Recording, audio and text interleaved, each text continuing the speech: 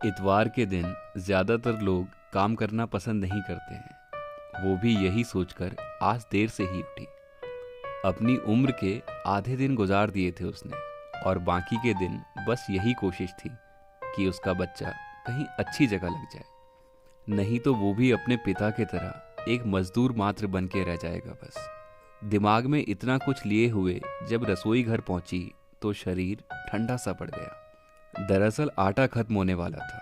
ये बात कल उन्हें बताना भूल गई थी। फिर भी आंचल को समेट के शुरुआत करी एक जंग की। एक जंग जो एक स्त्री हर रोज ही अपनी रसोई में लड़ती है। पर गिनती की 5 रोटियां ही बन पाई बस। 3 उनकी थाली में परोस दी और 2 बेटे की थाली में।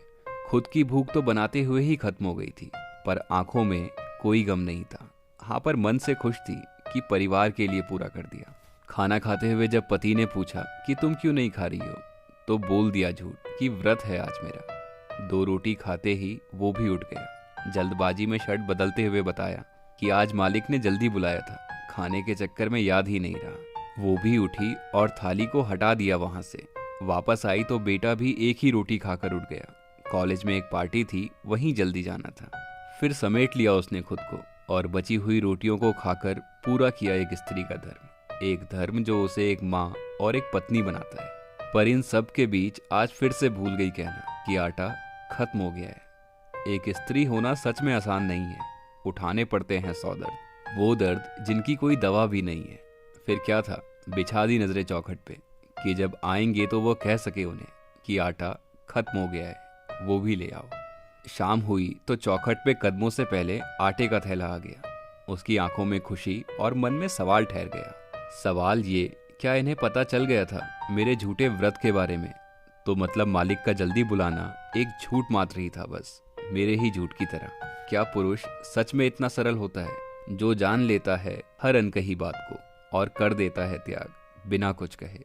होंठ निशब्द थे और मन में हलचल। खाने को चूल्हे पर चढ़ा दिया और खुद को सोच पे।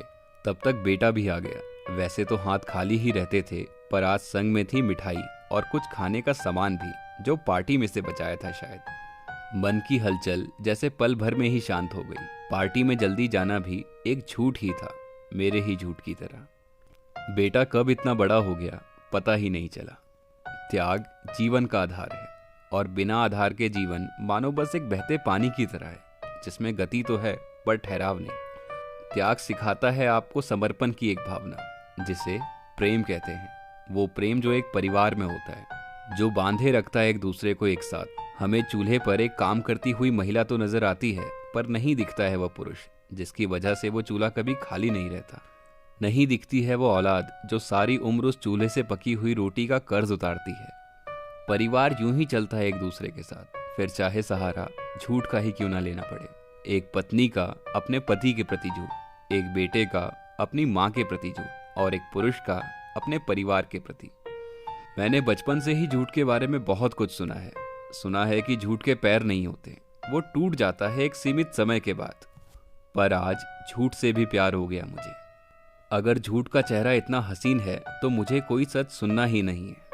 उस रात तीनों ने ही पेट भर खाना खाया, और खाने के बाद मीठा भी। कहने को और भी बहुत कुछ है मन में, पर कुछ भावनाओं को शब्दों में व्यक्त करना उतना ही मुश्किल है जितना कि हाथों में रेत को समेट पाना। मिलेंगे फिर कभी एक नए तजुर्बे के साथ। पर हाँ, जिंदगी में एक इतवार ऐसा भी होगा